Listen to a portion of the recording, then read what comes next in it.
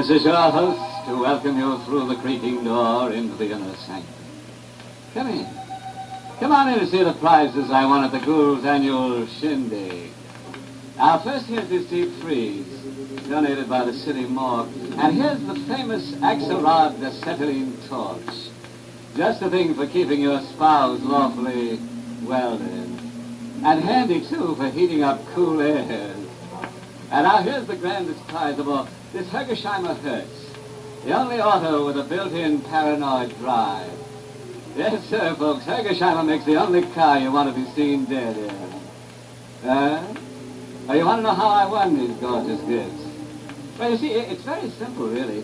You just have to be a little quick, a little smart, and a lot dead.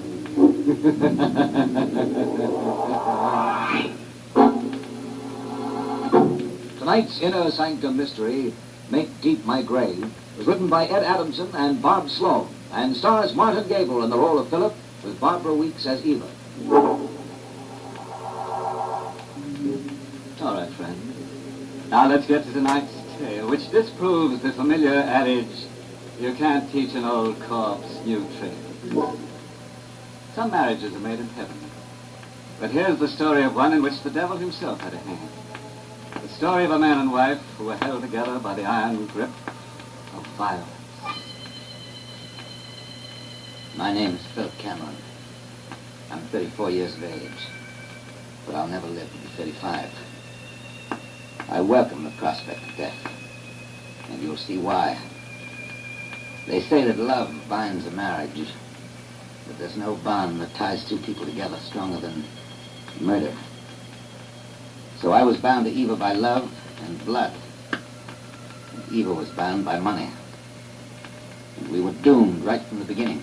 Absolutely not, Eva. Not another cent. It began that morning that Eva's wealthy Uncle Carl refused her the money. The three of us were standing at the top of the staircase. Not one more solitary cent for you. And what's more, Eva, you and Philip are leaving this house for good. Oh, really, Uncle Carl? You sound like a character in a Victorian stockbook. Regardless of the way I sound, I mean every word. Sending your loving niece and nephew out in the cold, cold world, is that it? Exactly. It's all right, Eva. We can get along. I'll find a job. Oh, stop talking ridiculously, Philip. A job doing Well, I was what? once a pretty good engineer. But never quite good enough to make me comfortable. It'll do you good, Eva, to get used to having less. Yes, I know. It developed my character. Now, suppose you stop this nonsense. You know I'm getting your money after you die, Uncle Carl, so you may as well be generous about it while you're alive. I'm afraid you're in for a bit of disappointment, Eva. What do you mean by that? I'm changing my will. What? Tomorrow morning, first thing. Joking. You're just trying to frighten me. I'm your only living blood relative. You wouldn't throw your money away. That's right, Eva. I wouldn't throw it away. That's exactly why you're not getting a cent of it.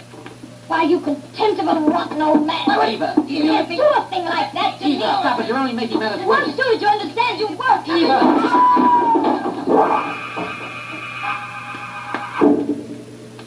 The old man went down the stairs, his body rolling over and over, then lay motionless at the bottom, the wrinkled face in a fixed stare of terror. I bent over him. Then I looked up at Eva. She was smiling. He's dead, isn't he, Philip? Yeah. The police will understand. We'll explain how the accident happened. Wasn't an accident, Philip. It was murder. Willful, deliberate murder. Eva. He was old and useless. No one will miss him. Eva, you didn't mean the killing. Of course I did. Think I was going to let that money slip through my fingers? Lift him up. What? Do as I say. I can't touch him. The dead can't hurt you. Well, what are you going to do with it? I am not taking any chance of losing that money. I'm arranging dear Uncle Carl's death so we won't have to explain one single thing to the police.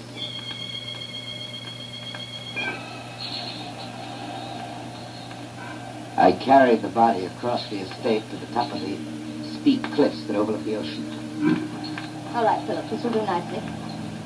Now, I'll place his walking stick here on the ground just to make sure the spot is pointed. How simple, huh? Uncle Carl went for his usual morning walk along the cliffs.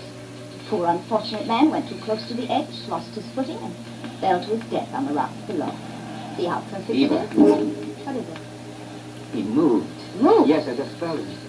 He's not dead. Oh, stop it. Just your imagination. He is dead. Now, hurry, throw the body over. But he's still alive. Philip, for heaven's sake, stop acting like a fool. Someone may come along. Now, do as I tell you. Throw the body over. Hurry! All right. After I did as she ordered, I stood at the top of the cliff looking down at the shattered remains on the rocks below. Don't stand there gawking. We're going back to the house. Settle. Now all we have to do is wait.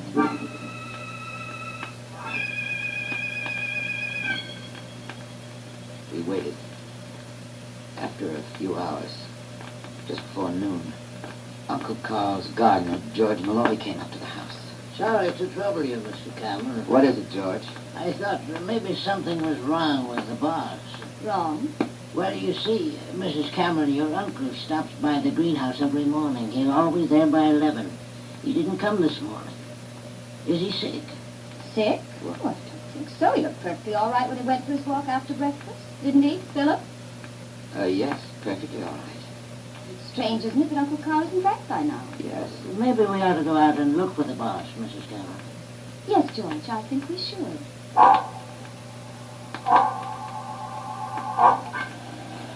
Eva's plan was working perfectly.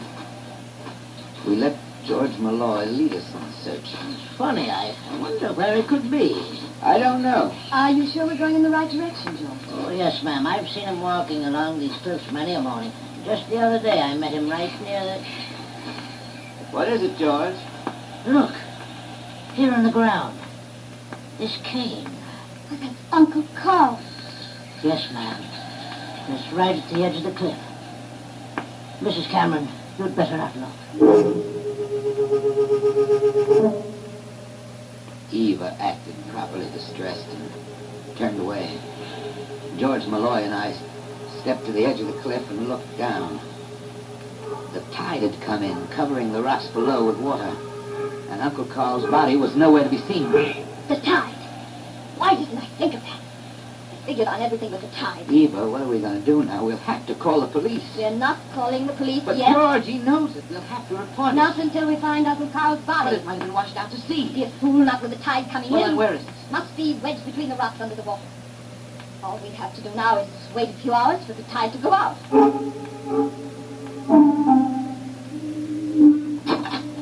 You found the body? No, What? it wasn't there. But the tide's out. Yeah, And it must be there. It's got to be. maybe he wasn't dead. What? Maybe he isn't dead at all. I told you I felt him move when I held him in my He arms. was already dead then, and even if he wasn't, he was certainly smashed to death on those rocks. He could have lived. Don't be a fool. Saw his body down there. Well, then where could he be? I don't know. He could have been washed into one of those caves at the bottom of the cliff. George and I searched. Well, that doesn't mean he isn't hidden deep in one of them. We'll have to wait. But he may be hidden forever. If that's the case, it'll mean months of litigation before his will is settled, and we can't afford that. Maybe we should forget about the money. Forget? Are you insane? After all the trouble I went through? I'm not going to forget. And I'm not going to wait. There's nothing you can do. Isn't there? What about George Malloy? What do you mean? He's an old man. Never leaves the ground. Has no friends or relatives. He's built like Uncle Carl. Eva. Of course, his face is different. But I know just how to take care of that. Now, you run upstairs and get one of Uncle Carl's suits. No, I'm not going to do it. One murder is enough. You're wrong, Philip. It's obvious one murder isn't enough. And you will do it. You'll do everything I tell you. George, over here, between these rocks. Look, I don't see anything, ma'am. down there in the water. Just sticking out from under this rock. It looks like a shoe. It is a shoe. Wait, I'll bend down and see if I can fetch it. The old man kneeled down on the rock. As he bent forward to reach into the water, I thrust a piece of lead pipe out of my pocket. I raised the pipe above his head. And then I stood there petrified, unable to bring it down. Suddenly I felt the pipe grabbed out of my hand. I closed my eyes as Eva did it.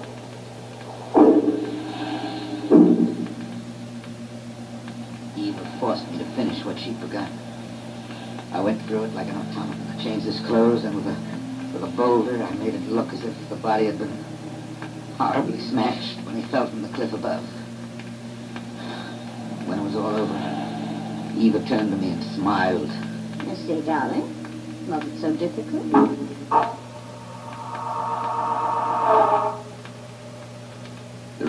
exactly as she planned it. Police were called quickly. Sorrowfully, Eva identified the body as her Uncle Carl's. There were no questions asked, and Eva's legacy was to be settled in a short time. But there was something Eva hadn't planned on. Something completely unexpected. Answer that, will you, darling? I think it's Uncle Carl's lawyer. He said he might drop by this evening. All right. I beg your pardon. You're Mr. Cameron? That's right. I'm sorry to trouble you, but he doesn't seem to be at home. Who is it, Philip? And you're Mrs. Cameron. Yes. What is it you want? I've read about your uncle's death. I'm very sorry. Thank you. My father was very fond of him. He wrote me many times about how nice your uncle was to him. Your father? Yes, that's why I'm here. But as I told you, Mr. Cameron, he's not at home. I thought perhaps you could tell me where he is. I don't seem to understand. Who is your father? Oh, my name is Helen Malloy. My father was your uncle's gardener. Oh. The gardener? George Malloy? Yes. Do you know where I can find him? Well, that's strange. Didn't your father tell you that he'd left here? Yes. Why, no, he didn't write me that. Yes, he left 3 weeks ago. 3 weeks ago. That doesn't seem possible. Why not? I received a letter from him asking me to come for a visit. And I received that letter only a week ago.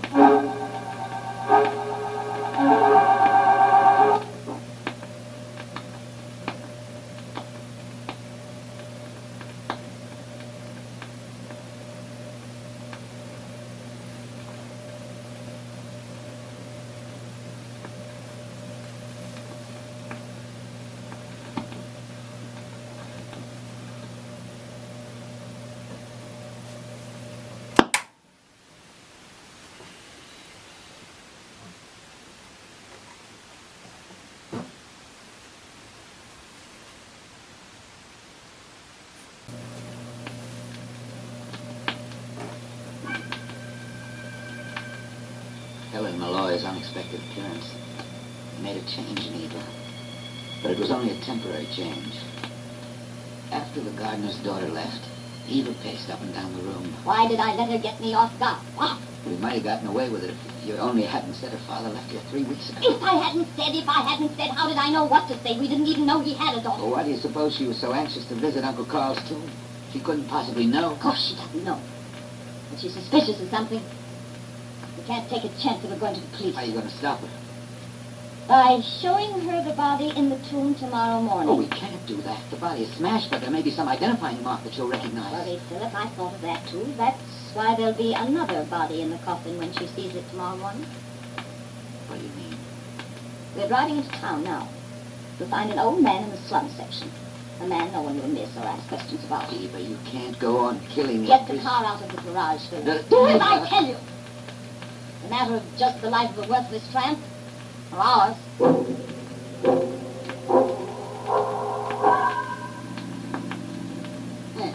Nice of you and Mr. Cameron to give me this break. The minute we saw you, Henry, we knew you were just the man we were looking for. Isn't that right, Philip? Yes. You folks won't be sorry for this. I'm sure we won't. Just because I'm a little old and out of work for 5 years, people got the idea I'm a bum. It ain't so. You'll see what a good worker I am, Mrs. Cameron. Yeah, know a lot about gardening, too. Out in California, I once worked for how come you're stopping here? I saw something in the road. Something horrible. Eva, what was it? I'm not sure. It looked like a man's body. Where'd you see it, Mrs. Cameron? On the side of the road. Perhaps he was run over by a hit-and-run driver. I'd better Oh, see no, it's all right. I'll do it, ma'am. You just tell me where you saw him. On the left, Henry, just past that road sign. Past the roadside. I'll go with him, Eva. Straight ahead, Henry. Yeah, you got a flashlight, Mrs. Cameron. It's kind of dark out. Wait, I'll back the car up and shine the headlights over there. Please, not here. Close the door, I said. Don't, Eva, not now. Not here. Get your hands off the wheel.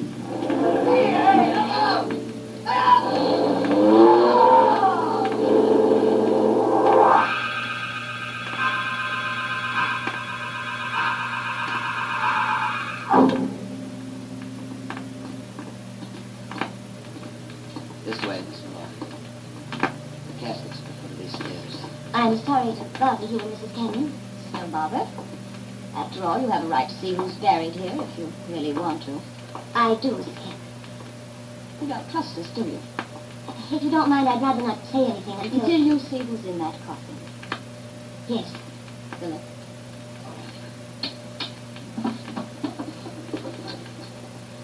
My uncle had a horrible death, as you can see. Yes.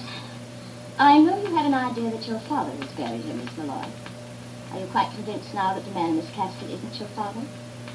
He's not my father. All right, Philip, please come in. You see, Miss Malloy, you've been unfair in judging us. I'm not so sure. Just what do you mean by that? The man in that casket may not be my father. But that doesn't prove you don't know where my father is or what's happened to him. As a matter of fact, I'm sure now that you know. Otherwise, you'd have no reason for going through all this trouble to convince me. I'm coming back here. Just a minute, Miss Malloy. Go on, Miss Philip. Eva, you must. Miss Philip. Go upstairs and close the door. You're making a mistake, Mrs. Cameron. I've been to the police. What? I've been in touch with a Sergeant Dixon. He knows exactly where I am and whom I'm with. He's meeting me at my hotel as soon as he comes off duty. And if I'm not there, he'll come directly out here. You better let her go, Eva. I had no intention of keeping her here. I just wanted to finish our conversation. That's all. I have nothing more to say. Good night, Mrs. Cameron. We followed Helen Malloy back to her hotel in town. She met a man in the lobby and they went upstairs. It was obvious the man was the policeman, Sergeant Dixon. And it was obvious to Eva that something had to be done quickly. Star Hotel. Good afternoon. Miss Helen Malloy's room, please. Just a moment. Hello? Oh, pardon me. I thought this was Miss Malloy's room. I must have been connected with the wrong You're room. connected with Miss Malloy's room. This is Sergeant Dixon of the police speaking. Who's calling, please? Oh, well, you see, Miss Malloy doesn't know me, but I'm a friend of her father's. Oh? I know where she can find him. You do? Where? I'm calling from the place now. It's a rooming house on the south side of town. What's the address? 27 Millwood Street. Is he there now? Yes, it's the rear room on the second floor. She'd better come quickly before her father leaves. Okay, I'll see that she gets there right away. Thanks for the tip. It's all right. I'm glad to do this for Miss Malloy.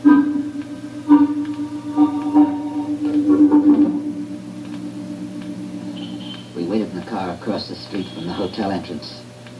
In a few minutes, the police sergeant came out alone. She must be still upstairs in her room, Philip. Sergeant Dixon must have suspected something. That's why I left her behind. Yes, so much the better for us. What do you mean?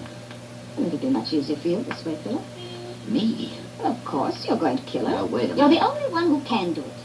She won't open the door unless she thinks it's Sergeant Dixon. But, Eva, I couldn't kill that girl. I couldn't do a thing like that. You can't? You want to go to the chair for her? You want to die in her place? Do you? No, of course not. All right, then. You want to save your life and mine, go up there while there's still time. Who is it? Sergeant Dixon. What's wrong, Sergeant? Why did you come back? Mr. Cameron, what are you doing here? Where's Sergeant I Dixon? told you to be quiet. Go. Sit down. I want to talk to you about your father. Where is he? What have you done with him? He's dead. Dead? Murdered by my wife. By me. She made me help her. She made me do it. Anyway, she made me come up here to kill you, too.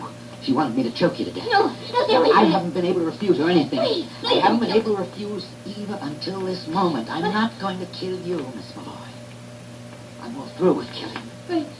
Where's your wife? She's downstairs in the car. Now, you've got to get out of here before she finds you. She's got a gun and she'll kill you. I'll call the police. No, you don't have to. I will. I will. But still, there isn't time for you to do anything but get out of here. Now, hurry.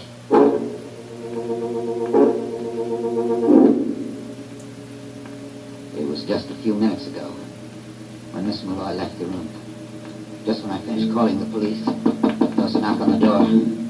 Yes, who is it? Eva, open the door, Philip.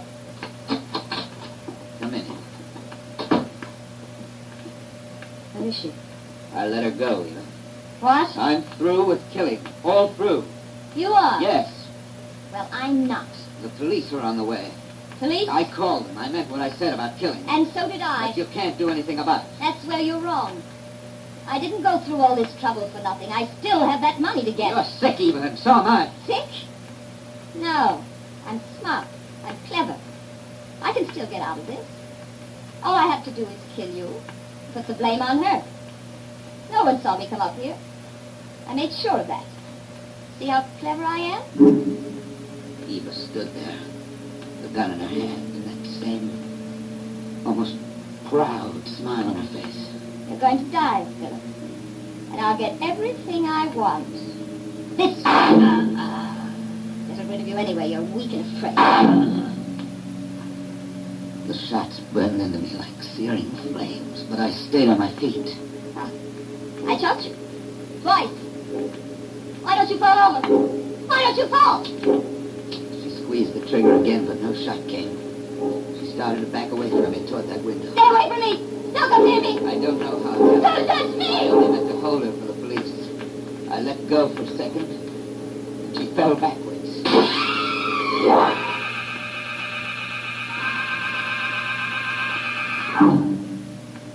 And that's the story, Cameron? Yes, Sergeant, that's the whole story from beginning to end.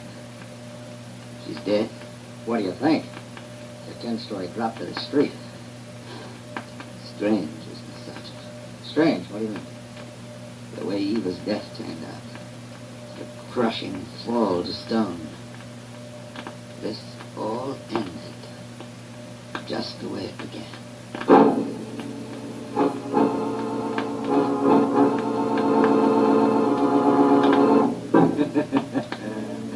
From which comes the saying, she fell stone dead.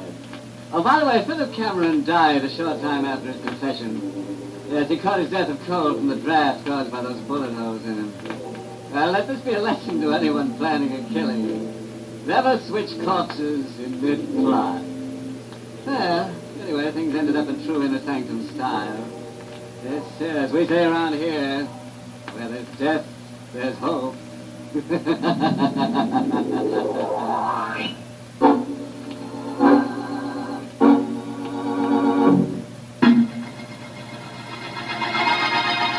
Inner Sanctum was heard in the United States over CBS, the Columbia Broadcasting System, and has been rebroadcast for servicemen and women overseas through the facilities of the United States Armed Forces Radio Service, the voice of information and education.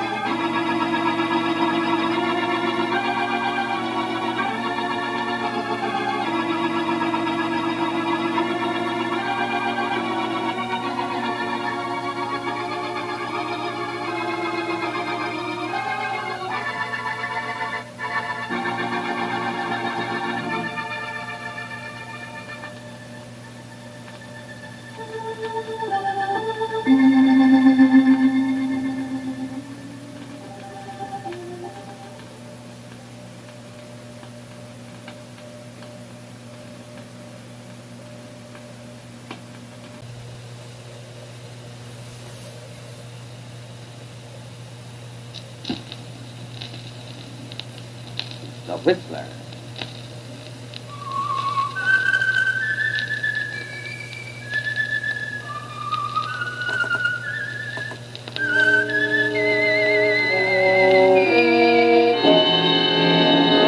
I am the Whistler, and I know many things, for I walk by night. I know many strange tales hidden in the hearts of men and women who have stepped into the shadows. Yes, I know the nameless terrors of which they dare not speak.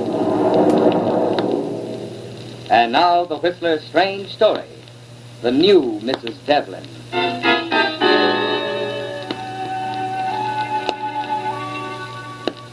Darkness had fallen over the Monterey coast as Kenneth Devlin turned the convertible off the highway, swung the car around in a half arc, and then backed it into the dense shadows, and turned off the motor. As he sat there in the darkness waiting, his eyes never left the rambling two-story house. In the distance, he could hear the pounding of the surf, and then suddenly close by another sound, the ringing of a telephone.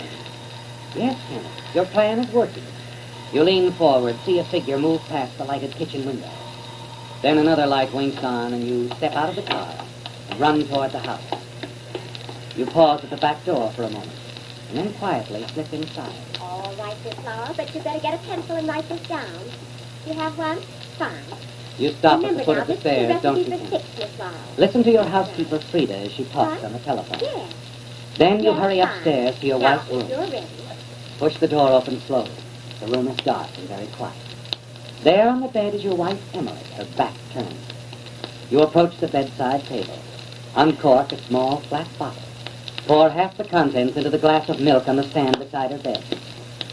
And then as you move away, your hand accidentally brushes against the music box. Quickly, you snap down the lid. Hold your breath for fear of waking. Stand there for a full minute, not daring to move. Then you turn quietly and hurry out of the room and down the stairs. Now you simmer the scallop 5 minutes in a mixture of wine, salt, and cayenne. Am I going too fast for you, Miss Flower? All right. Then you drain, reserving the liquid. That's right. Cook the onion in the butter until tender. Blend in the flour. Add the liquid drained from the salt. It's done, isn't it, Ken? No one even knew you were there. You've poisoned your wife, Emily, haven't you? And soon you'll be free to marry the beautiful Laura.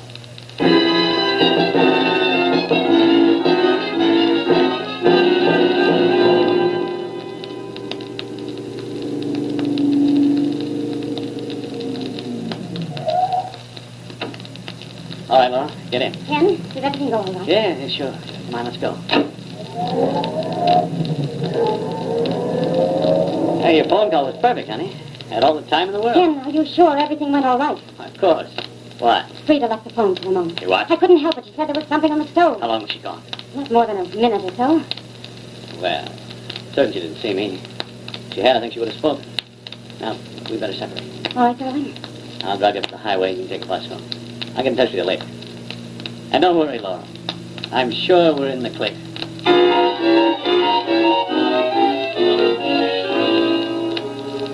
You drive around alone for a couple of hours. It's almost 10 o'clock when you return to the house. As you step inside the front door and close it, you remove your overcoat. Mr. Devlin? You turn at the sound of your housekeeper's voice. She's standing at the head of the stairs looking down at you. And you notice a strange look in her eyes. Then slowly she walks down the stairs towards you. I'm sorry I'm late, Frida. I couldn't help it. I suppose dinner is completely ruined. Mr. Devlin, I've been trying to reach you. Oh? Well, what's the matter, Frida? You're as white as a sheet. Mr. Devlin, I didn't know what to do. It was such a long time before the doctor came. Dr. Ferris? Better go upstairs, sir. Upstairs? What? Frida, what's happened? It's your wife, Mr. Devlin. She's dead. Dead? No. Well, what was wrong? What did Dr. Ferris say? He wasn't greatly surprised. Oh, her heart, you know. She'd been sick for such a long time, poor dear. Yeah. Poor Emily. I suppose it was all for the best, Mr. Devlin. Huh? Oh, you understand what I mean. Oh, yes, of course. Yes, you're quite right, Frida. I'm sure it was. All for the best.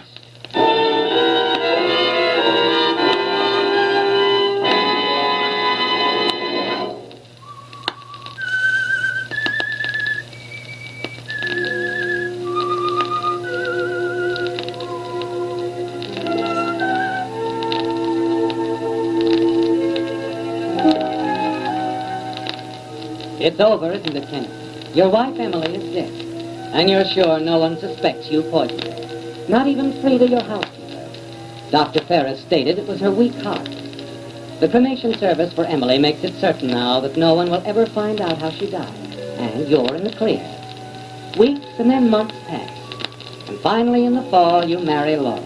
Bring her back to the house overlooking Monterey Bay. Now, life is amusing, pleasantly exciting, isn't it, Kenneth? Yes. Laura, Emily's wealth, the prizes you gambled for, are yours at last. And you're immensely pleased with the way things have turned out. That is, for a while you are. And then gradually you begin to notice a change in Laura, and it bothers you. There's something on her mind, isn't there, Kenneth? One night as you return from the office. Good evening, Mr. Devlin. Hello, Frida. Here, take these things, will you? You've been shopping again, sir. Indeed I have. Indeed I have. I put these things in the living room, sir. Dinner'll be ready in half an hour. Good dinner. Well, didn't Mrs. Devlin tell you we were going out tonight? She changed her mind, sir. Changed her mind. Where is she? In the library. All right. Laurel? Oh, hello, Ken. Have a drink? Oh, thanks, no. What about the party tonight, honey? I thought you'd be all ready to go. I'm not going, Ken. You're not? But we can't. Why, Pete and George are my best friends. It's their wives. Whisper, whisper, whisper, always whispering in corners. Oh, now, look, honey, what would they be whispering about? Can't you guess? Can't you guess, Ken?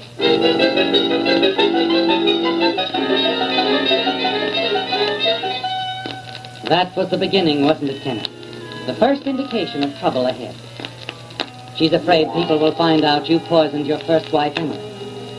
You find yourself becoming jittery, irritable. And there are unpleasant scenes that end only in driving you further apart. Then another evening in the library as you sit reading a newspaper. Ken, Yeah? let's move away from here. Oh, what on earth for? I just want to get away, that's all. This house, Why, what's wrong with the house? I thought you were it's just that, well, being alone here all day. alone. Oh, Frida's here, isn't she? Yes, Frida's here. What in the world? Frida, the house, everything in it reminds me of, I don't know. Oh, now, I Laura. can't help it. People are talking about it. They suspect us. Nonsense. It's just your imagination is working overtime. They don't know a thing, and they never will. As long as you keep your head. But Ken- You've got to take hold of yourself, Laura.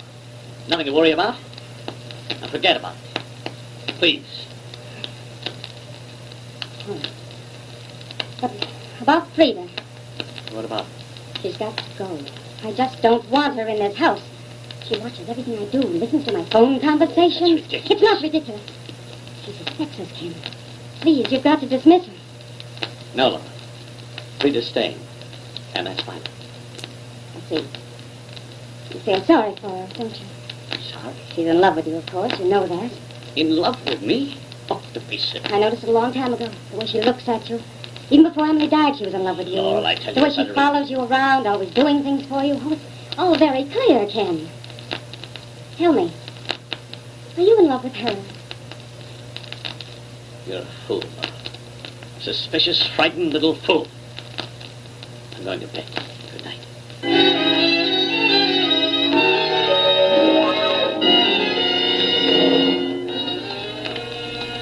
Well, good morning, Ken. Oh, George, how are you? Fine, fine, fine. Yeah, great morning, isn't it? Yeah. On your way to the office? Yeah, I thought I'd walk it for a change. Say, how come we don't see you folks anymore? Getting antisocial or something? Oh, no. Well, Laurel's not been feeling too well lately, and I've been pretty busy. Ah, sure. Just kidding. Laurel going on a trip? Trip? Yeah, I saw her about 10 minutes ago heading to the bus station. Laurel? Yeah, carrying a suitcase. Oh, yeah. She's going to visit a girlfriend of hers. I thought she was going to drive the car up. She changed her mind. Yeah, well, maybe we can get together some night, huh? Play a little poker with the boys? I'll phone Pete. Yeah, sure. We'll do that. Excuse me, George. Excuse me. I'll have to go back to the house. I forgot something. Yeah, okay. See ya.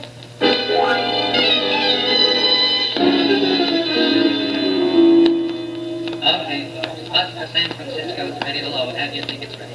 Come on. This is the bus for San Francisco. Going someplace, Laura? Ken, Better give me that suitcase. Ken, I left a note for you. I thought I'd just spend a few days in San Francisco shopping. Get these things off my mind, you know. Suitcase, Laura.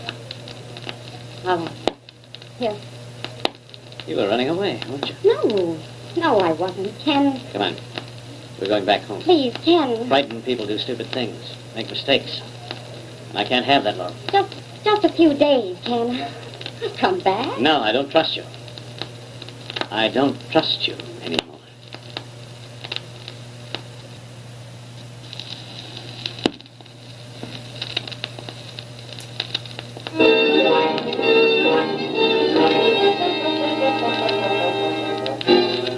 Marriage to Laurel was a mistake, wasn't it, Kenneth? You realize that now. She's no longer the clever, even-tempered woman you dared so much for. She's losing her nerve, a coward, a weakling, and she can be dangerous. Frida has already told you that Laurel attempted suicide on 2 different occasions, and you decide you'll have to watch her closely from now on. In the days that follow, you spend more and more time working at home. But late one afternoon, some unexpected business takes you down to your office in the village. And then it happens. Yeah? Your house calling, sir. Oh, very well. Hello? Devlin, this is Frida. Can you come home right away? What's wrong, Frida? Mrs. Devlin, sir, she's ill.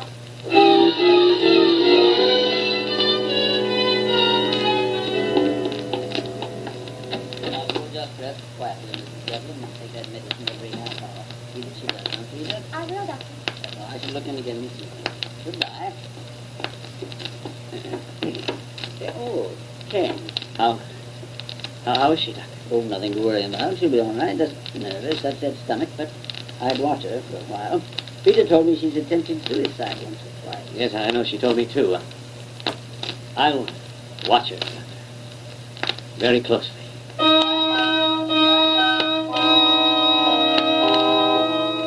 This gives you an idea, doesn't it? Suddenly you realize that if Laurel succeeded in an attempted suicide, your worries would all be over. It's something to think about, isn't it? Laurel has become a serious threat. She might do anything, even go to the sheriff. The thought stays with you for the next few days, and then one evening it's Frida who helps you decide. I've been thinking, Mr. Devlin, I'd like to run up to Santa Cruz tomorrow. My sister's been asking me to visit with her. Well, why not, Frida? Yes, go ahead. Well, if you were going to be busy at the office tomorrow, I wouldn't want to leave Mrs. Devlin alone. You worry too much, Frida. I'll keep an eye on her.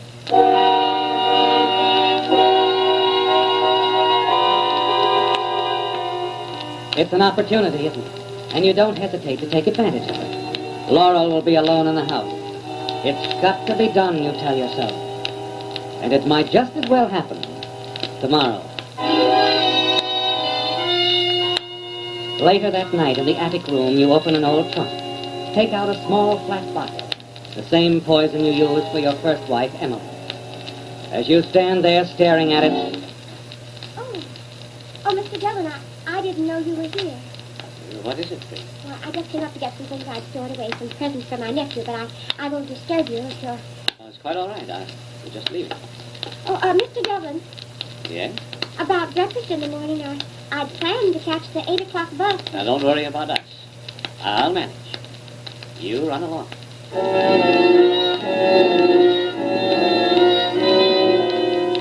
The following morning, as you see Frida leave the house, you hurry down to the kitchen. Find the small cream pitcher in the refrigerator. You pour the rest of the poison into the cream. Replace the pitcher on the refrigerator shelf. And an hour later, you're walking into your office. Oh, good morning, Mr. Devlin. I wasn't sure you'd be coming in today. Morning, Miss Granby. Mr. Simmons called a few minutes ago. Wanted to remind you about looking at that Faraday land. Oh, yes, I forgot to call him. I'll do it right away.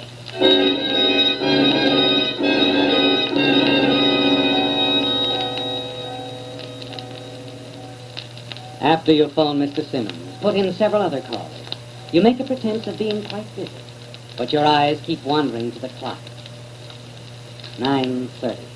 Laurel's waking up now.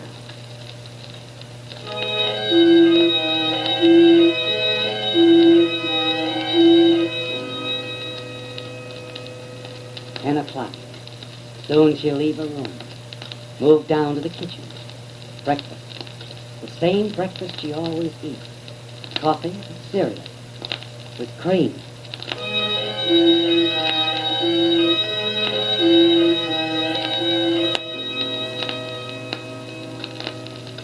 $11. And now you reach for the telephone. Yes, Mr. Devlin. Will you call my home, please? Yes, sir.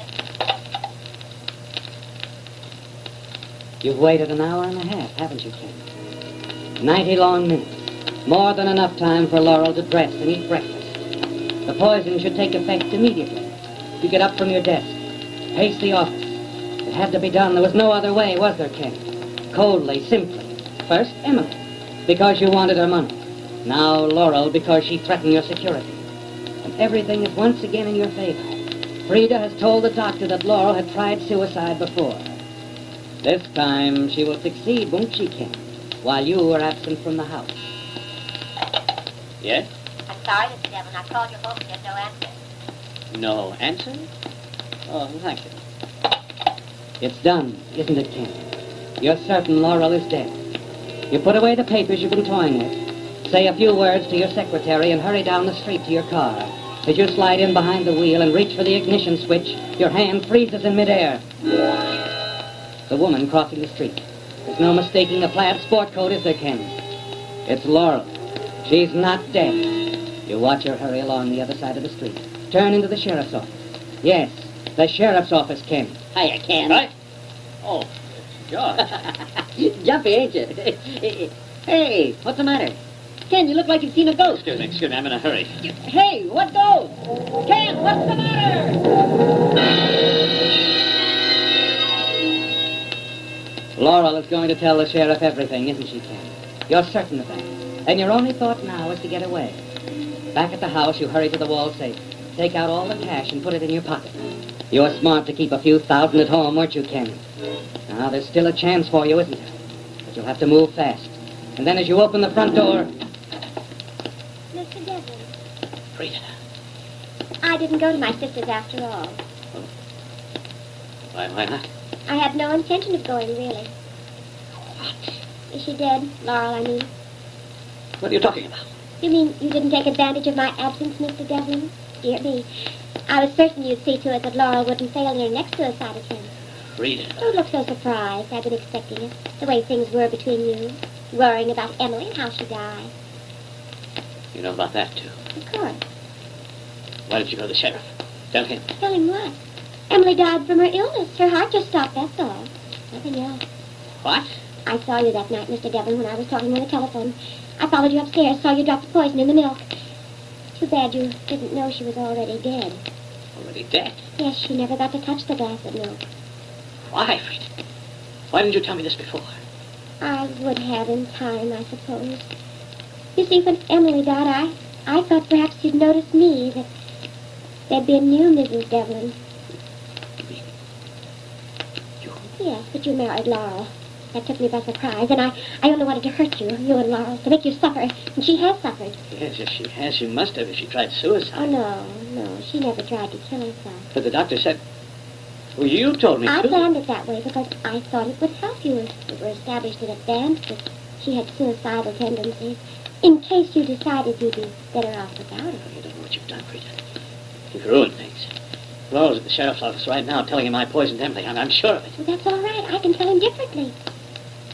Will you? On one condition. What's that? I love this house. I want it to be mine. Ours, Kenneth. I see. I want to be the next Mrs. Devlin. Laurel? She doesn't love you and you don't love her. She'll make your life miserable. You could send her away, divorce her. And if I do? I'll tell the sheriff the truth. And you'll be free. Well, if the sheriff's coming, you better make up your mind, Kenneth. Soon.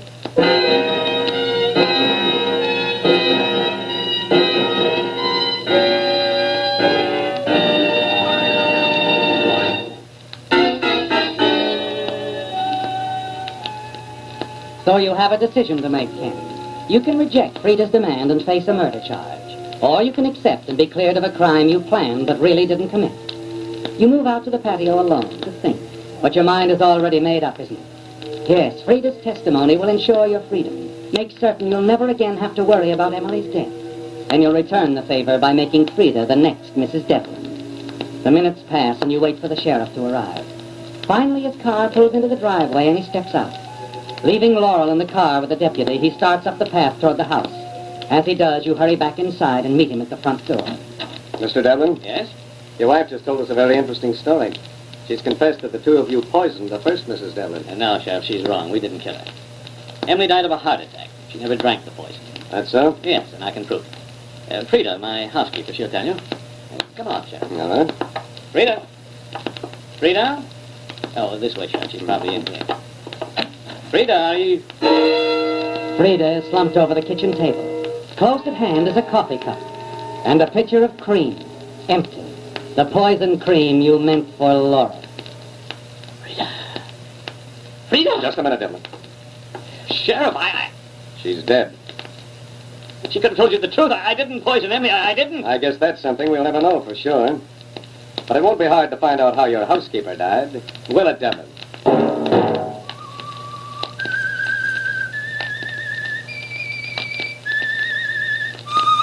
Whistler has just brought you another of his strange tales through the facilities of the United States Armed Forces Radio Service, the voice of information and education.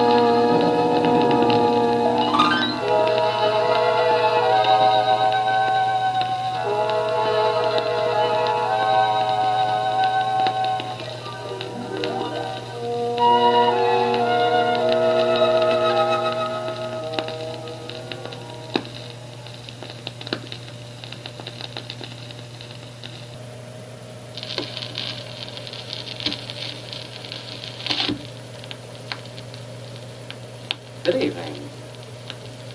Cream. Tonight, your Mystery Playhouse presents Inner Sanctum Mysteries. Open the door, Mr. Host.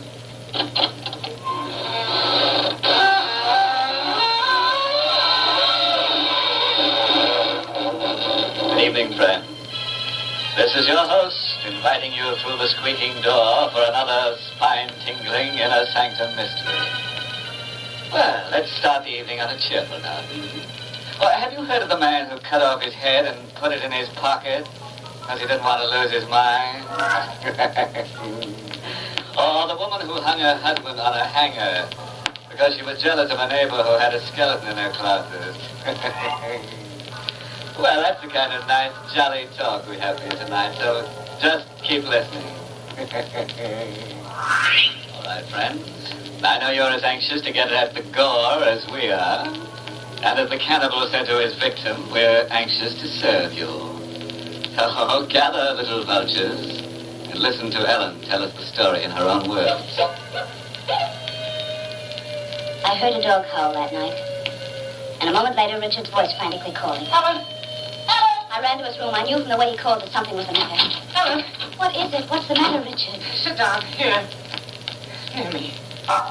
His face was as white as the pillow his head was lying on. I knew that my husband was ill. Terribly ill. And I was frightened. There. Did you hear it? The dog? Yes. Yes, I heard it. Then you will die, too. What? It's the black dog. The black dog? Whoever hears the howl will soon die. On the day of your death, you see him. Richard. I have seen him tonight. I think I'm going to... No. Don't phone for the doctor. How did you know what I was going to do? Perception, Ellen. As death approaches, I have a new perception. I can see things that were hidden in life. Oh, Richard, you mustn't talk this way. It frightens you? Yes, it does. Please let me call the doctor. No. Why? There's no time. I've seen the black dog in the window. His tongue was rolling over the white foam on his lips, and his teeth snapped at me. Oh, now you can't believe that. And why not? Men have believed it for centuries before I was born. But it's just an old Indian myth, an old wives' tale. Don't be a fool, Ellen. Richard. I haven't spent a lifetime tracing down these legends and superstitions, as you call them, for nothing. They're true, Ellen. After I'm dead, my brother Robert will prove they're true. Where is Robert? He's in town. He'll be back later. I wish he were here now. There's so much I want to tell him about our work. There may not be time. Ellen, listen. Yes? I want you to know about my will. I have it here. Oh, please, Richard, I don't want to hear about But you must. It's quite important. It's very unusual. You say you love me. You know I do. You will have an opportunity to prove that after I'm gone. Because my will provides that you examine my body once each month after I'm dead. Examine your... Why? To see if it deteriorates. I don't think it will. Richard, You'll do that. And if you fail to carry out that provision, you won't receive 1 cent of my estate. Otherwise, you will receive it all. But that's such a strange request. You're married to a strange man, Ellen. If you fail in your duty during the 5-year period after my death, all my estate will go to my... There. Hear him? He's anxious. He wants me, Ellen. He's becoming impatient, terribly impatient. Now, listen closely, Ellen. There's so little time. Richard, I will be buried in a tomb I had especially constructed for the purpose. There's a slab and a casket there for your body when you die, too. Yes. Here are a list of things that must be in that tomb. All right, let me see them. Writing paper, pencil, money. If you fail to keep these things there at all times, you'll be unable to inherit your legacy. These things must be done. Oh, Richard, how could you make a will like this? You know, those studies that you and your brother conducted, they've done something to you. I'm not insane. I didn't say that. I know what you're thinking. My mind is completely sound. Dr. Weston testified to that when I signed this will. No, Ellen, you will not be able to break it. I didn't say that I wanted to. What one actually says means so little, doesn't it, Ellen? My studies in psychic research taught me that. He's closer. He's near the house. At the window. There he is, Ellen. Look, he's calling for me. The black dog. Look! I don't see him. He's coming for me. The black dog that protects the dead.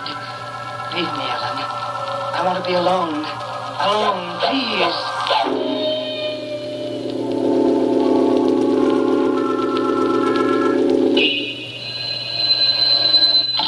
Hello? Hello, Ellen. This is Dr. Weston. Oh, Dr. Weston, I'm so glad you called back. It's about Richard. What's the matter with him? I think he's dying. Oh, nonsense. I examined him this afternoon. He's well on the road to recovery. But Dr. Weston, he says the strangest things, and he's not himself. Oh, I know. I spoke to him. It's his fever. He'll be all right in the morning. Are you sure of that? Positive. He's really quite strong, Ellen. He lived for a great many years yet. Well, it's comforting to hear you say that, but... He's had his studies on his mind, and, well, it comes out when he's feverish. All right, Dr. Weston, I see, and thank you. Good night. Good night. The dog howled all night long. I was alone in that old house. It was just Richard. He appeared to be sleeping the 2 or 3 times I looked in on him. But I waited anxiously for Robert. I knew he didn't have his keys, and I wanted to talk to him about the strange will that Richard had made. At last, it must have been near 3 o'clock in the morning, the doorbell rang. Just a moment.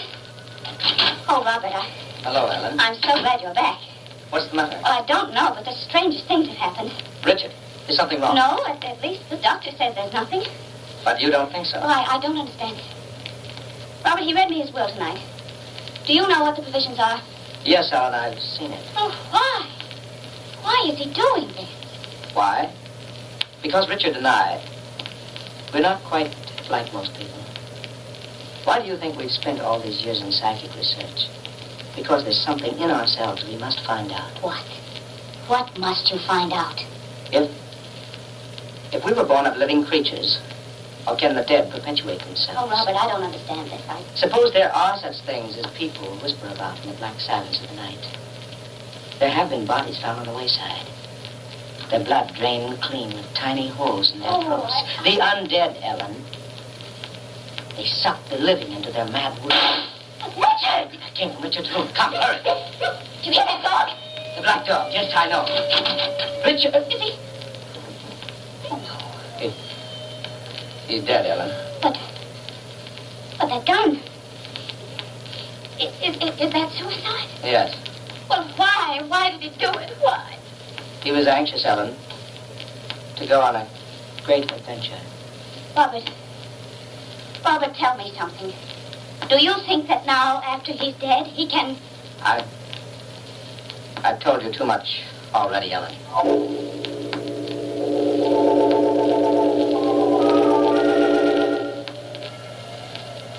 The caretaker seemed to be waiting when I came to the cemetery that afternoon. 3 months after Richard had died. Oh, good afternoon. Good afternoon. You're very late today, madam. Well, ma'am, I'm sorry. I was just about to close the gates. Is your brother-in-law coming with you? No, he won't be here today. He's out of town. Oh, do you want some fresh flowers, won't you? Yes, please, I do. These will do. The one's right over there. Thank you. You're very generous. Shall I come with you? No, thank you. I can manage it on. You know, I was thinking about you all day today. You were? Why? It's the last day of the month, and you haven't made your usual visit. I was just about to call your brother-in-law when I saw you coming up the path. My brother-in-law? Why would you call him? Well, don't you know? He said you did. No, I don't know. Has he told you to call him whenever I made my visit?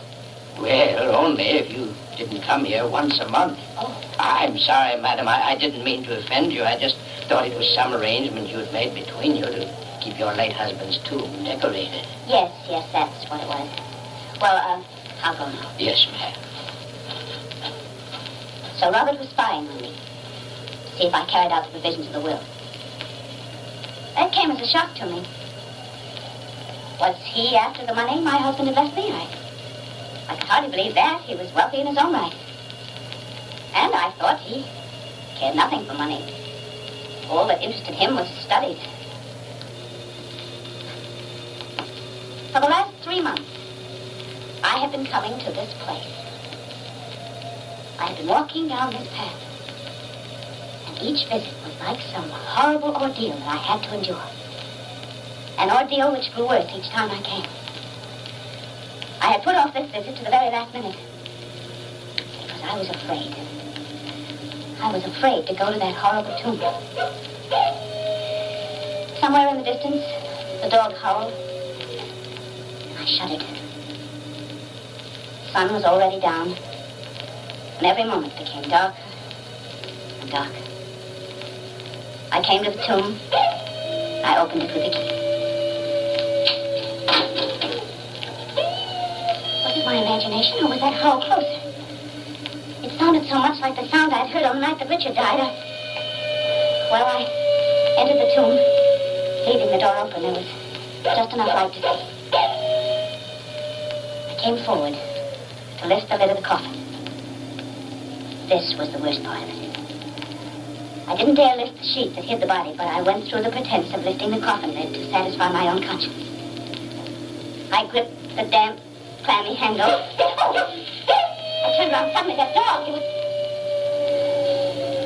seemed right outside the tomb. And then I saw something which paralyzed every muscle in my body. For as I watched, the door of the tomb slowly swung closed.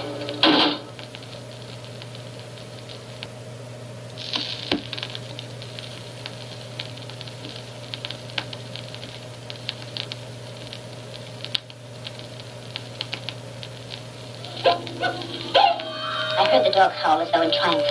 I rushed to the door. I felt the cold stone. There was no handle. I tried to move it. It didn't budge. A sudden swirling panic swept through me, and I began to scream. Let me out! Won't somebody come and let me out? I'm locked in here. Help! Help me! The caretaker must still be in his cottage. It wasn't so far off. Surely he must have heard me. Somebody must be nearby. The caretaker wouldn't leave without waiting until he saw me go. I fought to control the hysteria that was rising in me. I came near the little window in the tomb. I looked. It was just a tiny, gray, square shadow. Too high to be reached. Too tiny to crawl through if ever I could reach it. What could I do? Why couldn't that caretaker hear me? Why? And then I became aware that there was another sound I hadn't noticed before. A rising wind. Storm. That thunder? Well, then this was my last chance. In a moment, the storm would be here, and he would never hear me. No one would ever hear me. I ran back to the door, and I beat on it wildly and insanely, and I said, Chloe, help me. You've got to help me. You've got to hear me. Someone, I'm locked in here alone, and I can't get out. Hello out there, listen to me. For heaven's sake, hear me. You can't let me stay here alone. You can't let me stay.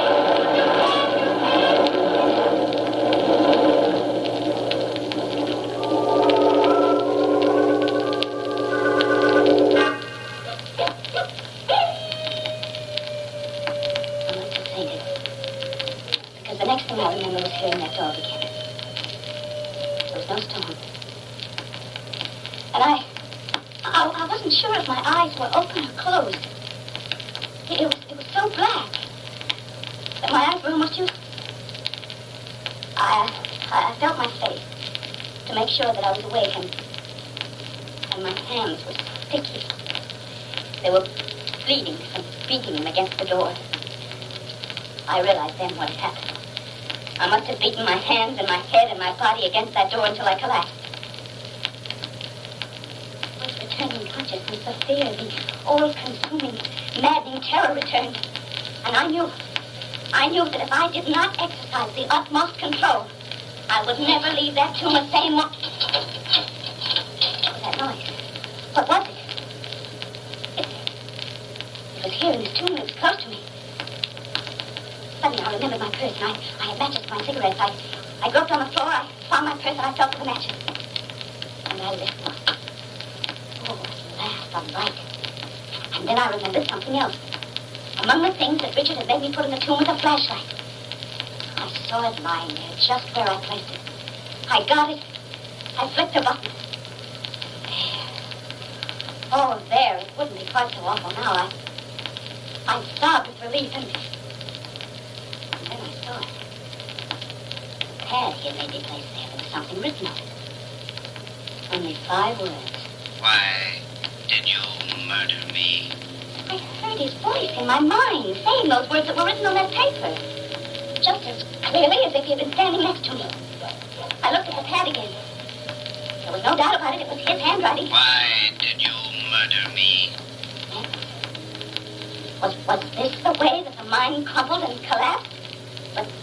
But when I held that pad in my hand, I knew it was real. Why did you murder me? I didn't, Richard. I swear I didn't. How can you accuse me? I loved you. Why did you murder Richard, me? please, you must understand. I didn't. Suddenly I realized what I was doing. I was answering him. I was answering a man who was dead, a person whose voice echoed only in the caverns of my mind. How did you murder me? I didn't. I told you I didn't. Why do you accuse me? How did you murder me? For heaven's sake! How did you murder me? All right. I'll tell you. I put a pistol bullet in the fireplace before I opened the door when Robert came home. There. There, now you wanted to know, and now I've told you. I killed you while you were sleeping, and I made it look like a suicide when the bullet exploded while I was talking to Robert. And do you want to know why? I'll tell you why. Because you were insane. You and your mad, wild studies. How much of it do you think a woman can bear? I don't care if you do know now. You can't hurt me. You're dead and I'm still alive. I know you're dead. I don't know how these messages came, but I know you're dead. I know it, I know it, I know you are.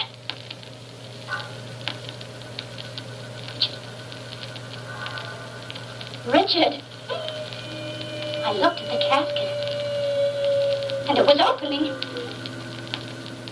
And then I saw something rise. A whiteness. And I ran screaming, "Don't get out!"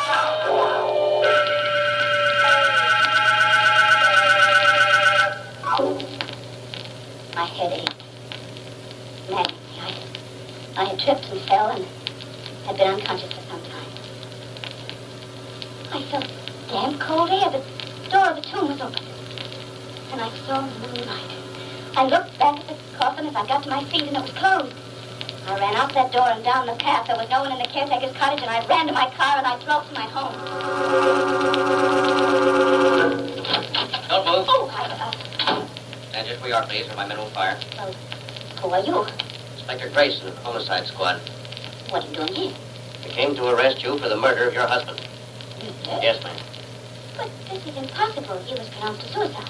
We have never closed the case. Well, I can't really mean this. We found the evidence. I must warn you that everything you say from now on will be used against you. Evidence?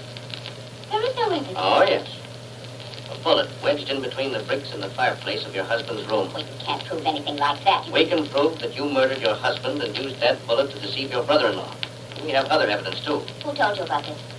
About what? The bullet. How did you come to find it? We received a call tonight. From whom? It was anonymous. A man's voice. And what did he say? He told me how you committed the murder. Exactly how you did it. Who was this man? Well, couldn't you find out? Couldn't you trace the call? We did, Trace. And where did it come from? The caretaker's cottage at the cemetery where your husband's body lies. Cemetery. Did you find anyone there? No, our man reported no one. I've told you all we know about that. Now suppose you start talking. I have nothing to say. All right. Want to play it that way? Come along.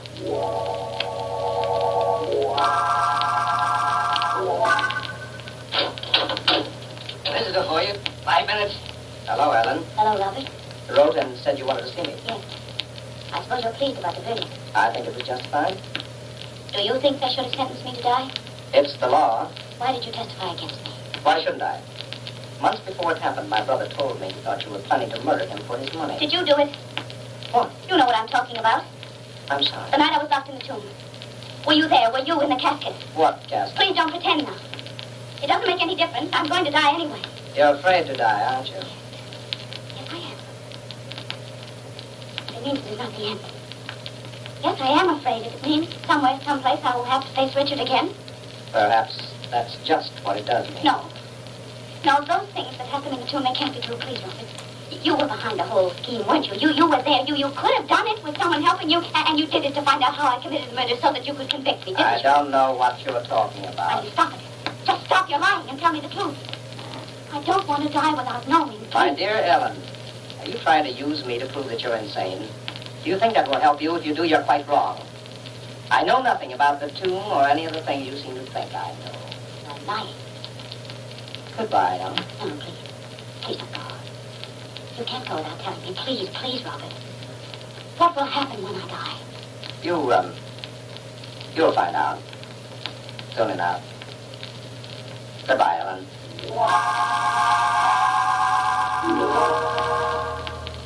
Writing this has helped me to pass the slow, weary hours. I think about the tomb and the black dog endlessly. I am afraid. Fear robs me of my sleep, of every tiny pleasure and joy they allow you in these last numbered moments. I think, were the things that happened to me true? Were they real? Or was it some trick on Robert's part? And I think, will I ever find out?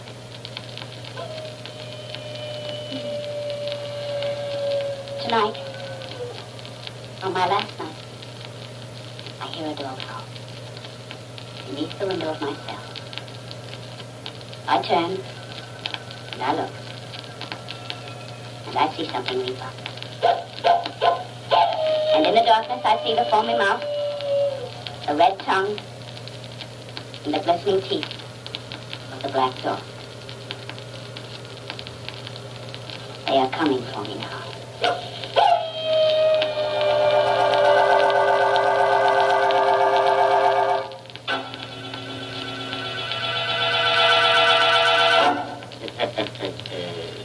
No, friends, this is not the black dog talking. It's just your host howling.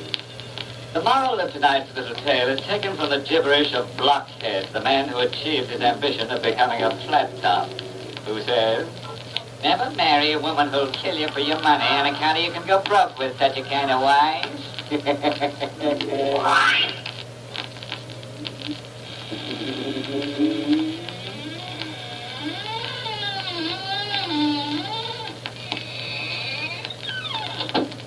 This is the United States Armed Forces Radio Service, the voice of information and education.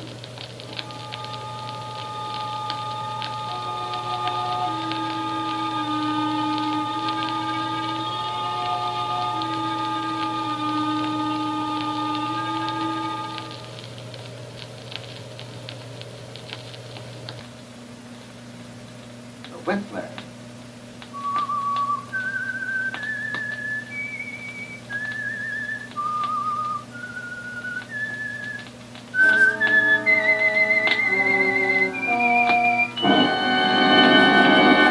I am the Whistler, and I know many things, for I walk by night. I know many strange tales, hidden in the hearts of men and women who have stepped into the shadows. Yes, I know the nameless terrors of which they dare not speak. And now, the Whistler's strange story. Best Man.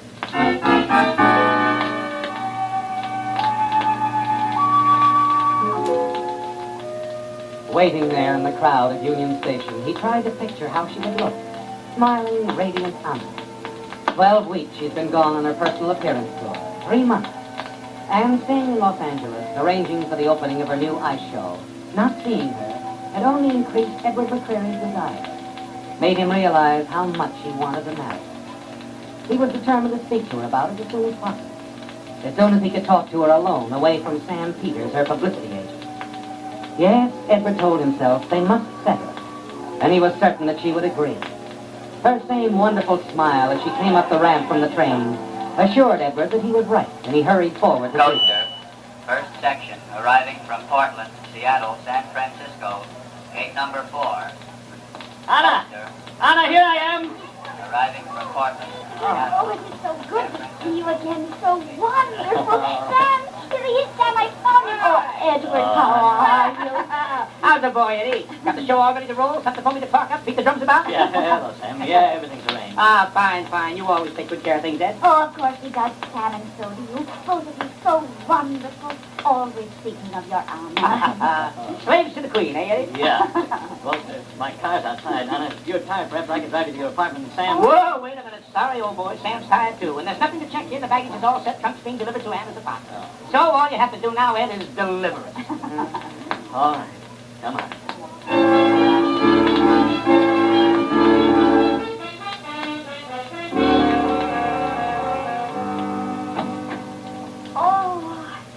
Oh, my little apartment. Oh, it's so wonderful to be back, to be home again. It's so very wonderful. That's all she talked about, Eddie. And she certainly deserves it after 3 months. Yeah, she does. I think the press deserves to know the Queen of the Ice Skates is back in town, though, Sam. Don't you think? All right. I'm on my way. Night, Anna. Oh, you go. Uh-huh. To beat those drums, gal, for you. For you and... Oh, see, that's right. You haven't told him yet. You're a little surprised. Oh, well, you go on, Sam. I'll... All right. Good night, Eddie. Surprise, Anna? Oh, what are you talking about? Oh, Edward, something wonderful. Oh, I know with you. Everything is something wonderful. Oh, but this is really, Edward. It will make the show even more sensational. Huh? Yes. You see, I have found a new partner, Edward. A wonderful new partner. New partner, but Oh, no, you sit down. Let me tell you. It is all settled. He should be here any moment. Oh, you like him, I know. I suppose. Well, any friend of yours. What's his name? Bergston. Howard Bergston. Howard Buxton. But Edward, what is it? Do you know him? Oh, no. I've never even heard the name before.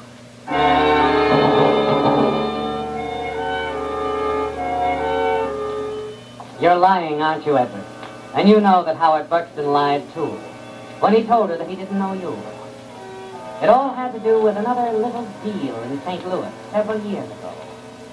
A deal that the two of you worked together, but with you leaving town without giving Howard his share.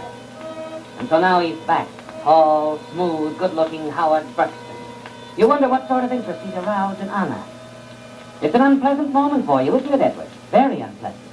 And you have another one when the doorbell rings and Anna hurries to answer. How are you, Doc? Boy, I'm coming, Howard. Quickly, I want you to meet Edward. Of course, Edward. I can't wait. All I've been hearing is Edward McCreary. And this is he. Edward Howard Bergston. Well, Mr. McCreary. Hello, Mr. Buxton. Formal, aren't we? Oh, too formal. That's all the misters. Now it's Howard and Ed. Howard and Ed. That's fine. Funny. What's that? Howard? Why, the way you remind me of somebody, Ed. Somebody I knew real well, so I thought. Well, small world, Howard. Yes, isn't it, Ed? Very small world. Small, wonderful world. Anna, you're a dog. Got everything figured out for yourself, haven't you? Great little girl you managed, Ed. Wonderful. I think so. So do I. Oh, Anna, darling, why don't you fix us a drink? We're all so agreeable. Oh, yes, I think a drink would be... Wonderful? Yes.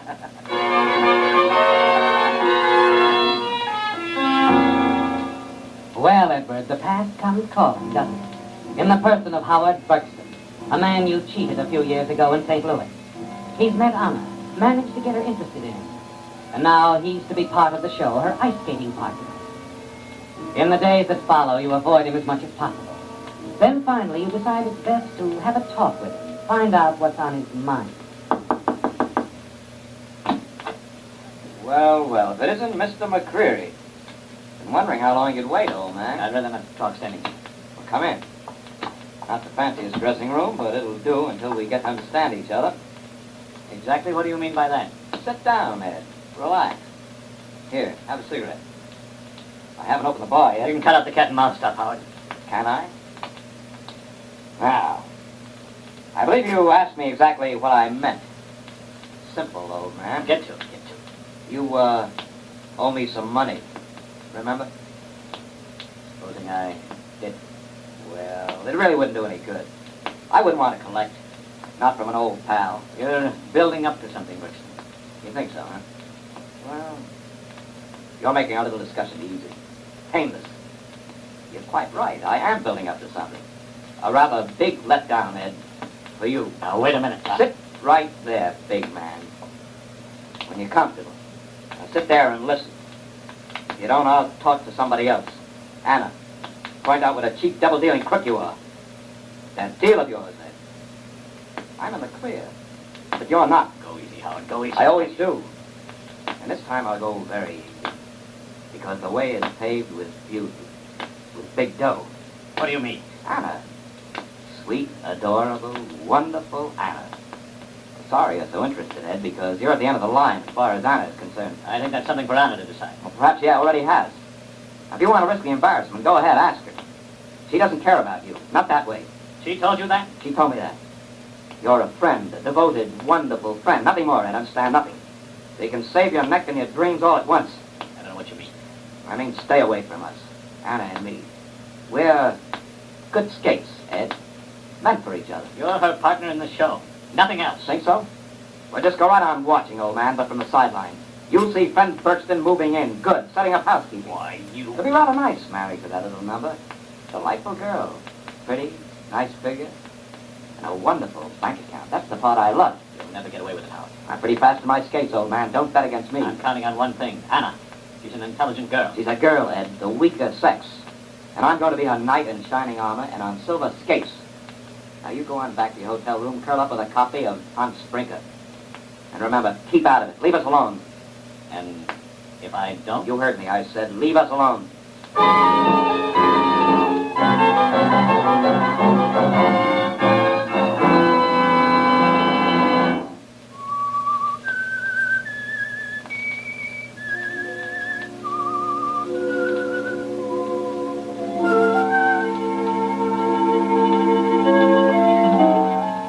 Howard Berkston, Anna's new skating partner, has made it all very clear to you, hasn't he? Yes, he intends to marry Anna.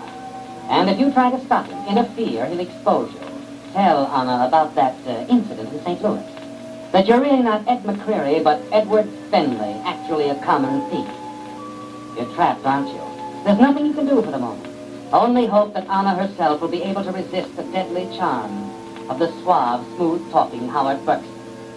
Then 2 weeks later, opening night of the ice show, you stop in at your favorite bar. As you sit there alone, a thick, heavy-set man drifts over towards you. Sid Walker, the newspaper columnist. Well, Mr. McCreary. Huh? Oh, hello, Walker. How's the keyhole columnist these days? Haven't you heard? I've switched to transom. Not as much draft. Oh, that explains it then. Explains Your what? right eye isn't as bloodshot as it used to be. You mind if I join you? You already have. You must be lucky at cards, McCreary. What? Yeah, you know, lucky at cards, unlucky at love. What's eating you? Oh, nothing. Nothing. As a matter of fact, I feel great. I just heard something, and I feel great. Congratulations. So, I don't know. Maybe we ought to congratulate Miss Anna Jensen. What are you talking about? Well, I hear she's getting some sense into that pretty little head of hers. She's finally tossed over a two-bit chisel like you. Now, wait a minute. Lay off, Not will on your life. I've heard something tonight that's going to make me feel good for a week, maybe 2 weeks. Hey, you want to know what it is? Okay. I heard Anna finally found Mr. Right. She's going to get married soon, so they tell me. Where'd you get that? She's in love, McCreary. Oh, anybody can see that. She suddenly found the man in her life. And it isn't you, pal. Who told you? I got it right from the horse's mouth, so to speak. You're lying. You're lying. Okay, so I'm lying. But when you're suddenly asked to be best man, don't say I didn't warn you.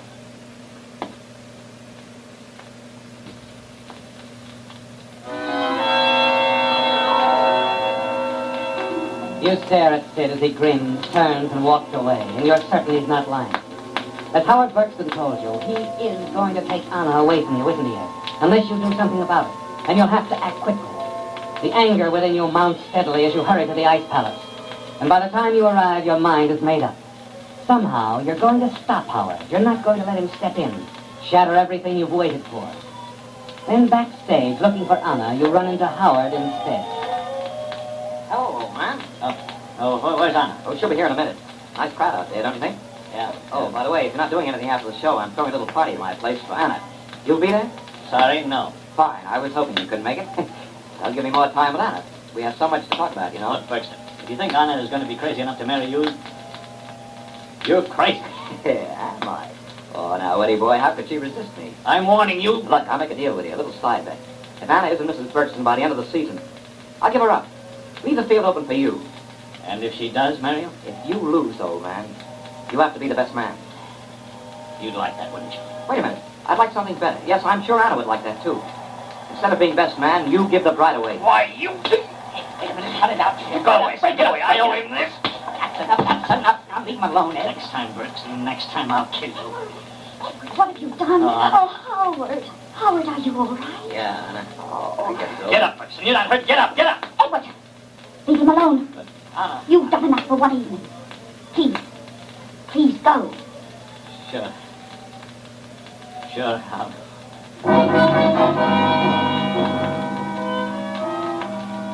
There's little sleep for you that night, is there?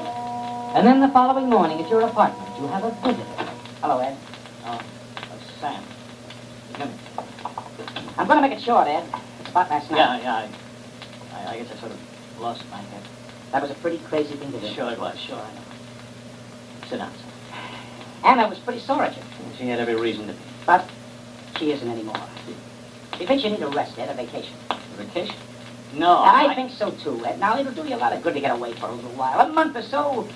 Now, Anna asked me to take over the business and manage it while you're gone. Now, don't say no right away, please. Think it over, Ed. Think it over.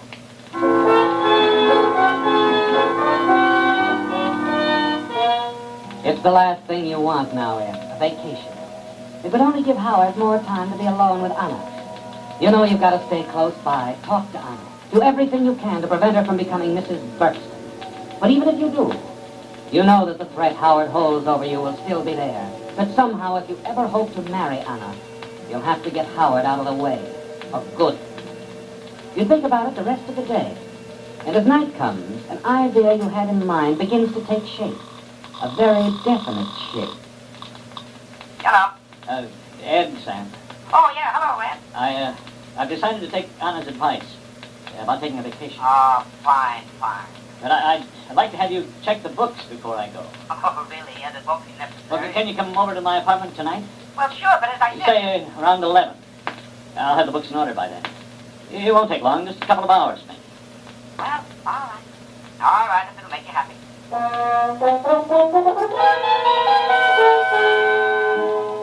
You've started your plan in motion, haven't you, Ed? Yes. And the next step takes you to the Ice Palace, backstage, to find Howard. The performance has already started. You find him in the wings, ready to go on. Hello, Howard. Well, the slugger himself. Look, Ed. Take it easy, will you? Take it easy. Listen, I'm sorry about last night. I lost my head, that's all. I owe you for that belt on the chin. All right, Joe. Look, I'd like to talk to you. Sorry, I'm on in a few seconds. Well, how about after the show? It's important. It is, huh?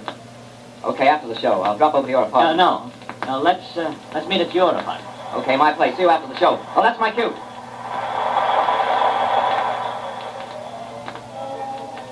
Hey, that Bergson's pretty good, isn't he, McCoy? Huh? Oh, well, it's you, Sid, the boy columnist. Yeah, that Bergson is real good.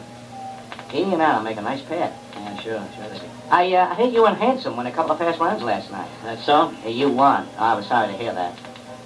What else is new? Call me up sometime when I'm not so busy, huh? Sure. Maybe I'll do that. I'll give you a call. Sid. Yeah? Matter of fact, I do have an item you might be interested in. Oh, you don't say. Yeah, it's on the level. But I can't tell you anything about it until after the show. Why don't you give me a ring at my apartment? You, kidding? No, I'm not. Okay.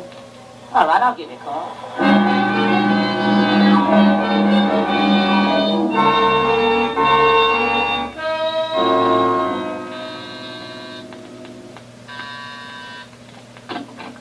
Hi, Ed. Oh, come in, Sam. Come.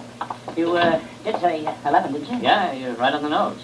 Oh, over here, Sam. All the books are on my desk. Now, look, Ed, but this isn't at all necessary, you know. Like I said, Anna trusts you No, and no, I... Sam. I want everything in order before I leave. I may be away a month, maybe 2. If that's okay with Anna. Oh, you know it'll be, Ed, but heaven... No, please, please. Okay. Now, here are the books, Sam. It won't take you long. I'm going to lie down for a while. Terrific. Oh? Yeah, been getting a lot of them. Now, you see, Anna is right. You do need a rest. Okay, pal, go on, take your nap. Wake me up when you're finished. Sure. In the meantime, if anyone calls, tell them I'm not feeling well. Going to bed. I don't want to talk to anyone. You understand? Sure, you can depend on me. Yes, you can depend on Sam, can't you, Ed? He's going to play a very important part in your plan. He's going to be your alibi, isn't he? You leave him in the small alcove, sitting at your desk, and hurry into the bedroom and stretch out on the bed. Several minutes later, you hear the phone ring. Instantly, you're on your feet. You take the gun from your bureau drawer, tiptoe to the door, open it a crack. You see Sam leave the alcove, move out of sight into the living room. Hello. Yes? Who? Oh, Sid, yeah, how are you? Quickly, you step out into the hall. Slip out the front door. Close it softly behind you.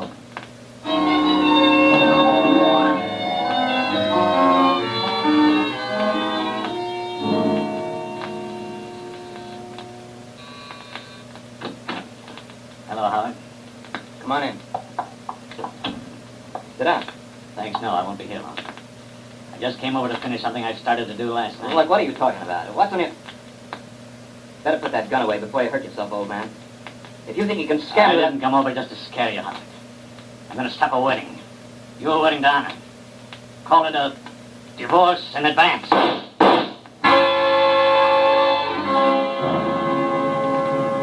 It's done, isn't it, Ed? 2 shots and your worries are over. Howard Buxton is dead.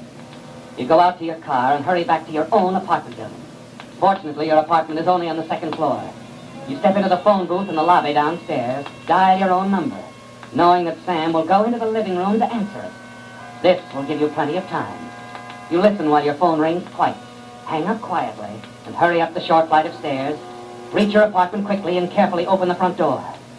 As you close the door, you see the light is still burning in the alcove where Sam has been working on the book. You sigh with relief as you enter your bedroom. Good old Sam.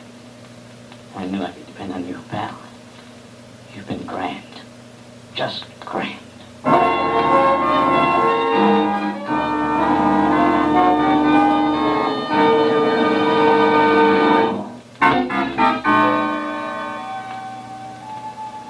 It was all so simple, wasn't it, Ed?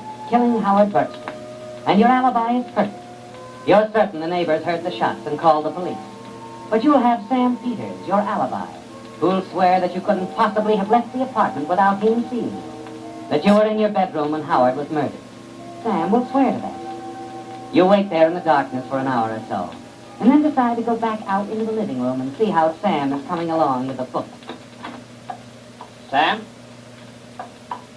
Sam? You're a little surprised not to find Sam at the desk. Quickly, you move through the rest of the apartment. Sam is gone. For an instant, panic sweeps over you. And then your eyes fall on a piece of paper at the typewriter. Your hand trembles as you pick up the paper and read, Dear Ed, thought it best not to awaken you. Decided to let the books go until we got back. I was surprised when Sid Walker called a few minutes ago. Said you had a tip for him. I thought we had kept it quiet, but apparently you knew that Anna and I were leaving tonight to be married. Anna joins me in wishing you the best. Sam.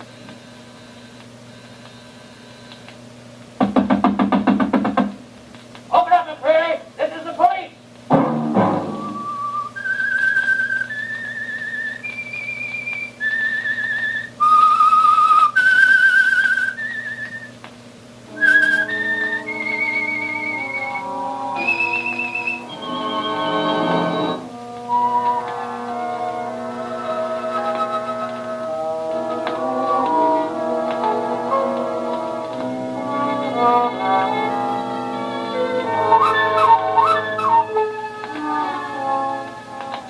listener whose strange story you have just heard will be back next week with another tale from his never-ending file. This is the United States Armed Forces Radio Service, the voice of information and education.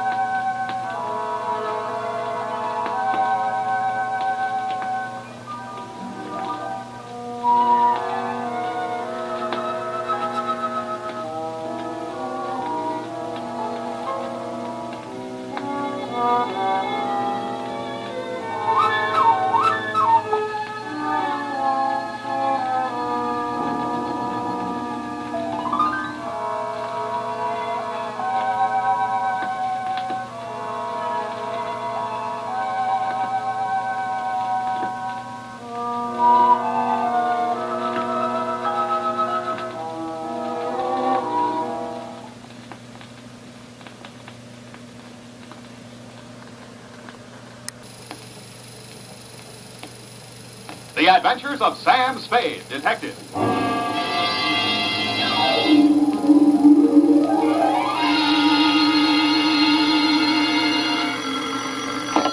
Spade Detective Agency? This is Slippery Sam the Hermit, sweetheart, coming in on a wing and a walking stick. Oh, Sam! Sam, it's so wonderful to hear your voice again. Does it sound a little wild and lonesome? Oh, wonderfully primitive and virile, Sam. And it should.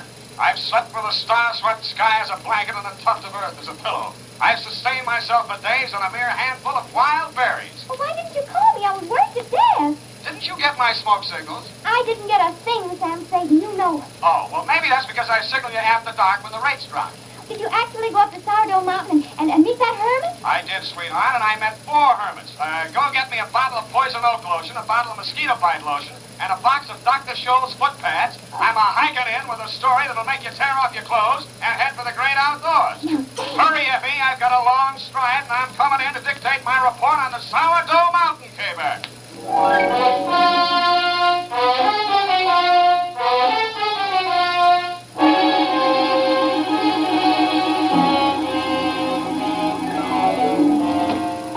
I got a gal on Sourdough Mountain, high diddle-dum-day. I got a gal on Sourdough Mountain, and to her he did say... And may I ask you just what you were laughing? You. Yeah? You have dimples in your knees. So? Barefoot and shorts and a flower-sack tunic. I also have a 5-day beard, matted hair, and a genuine green hickory hiking stick. Yet I fail to see any reason for this outburst of derision. Never mind. We of the far-flung Brotherhood of Hermits are used to this sort of reception. Is that why you take to the woods? That and to avoid such trappings of society as the hangman's noose, nagging wives, irate creditors, taxes, and television. Here, hold my hickory hiking stick. Gently. I cut it myself. Oh, it's just beautiful, Sam.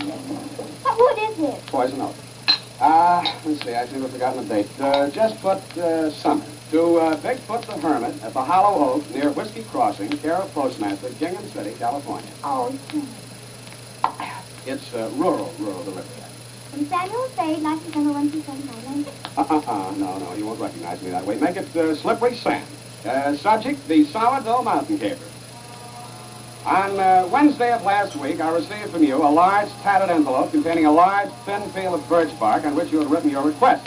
I thought at first that it was an ad for a Ma and Pa kettle picture. However, when I turned the birch bark over and found stuck to it with pine pitch 4 $50 gold notes, I suddenly lost my mind. You asked me to drive 125 miles north on a matter of great importance, stating that if I wished to do so, I would receive further and handsome reimbursement. I went through 4 stoplights and was 10 miles out of town before I shifted in a second.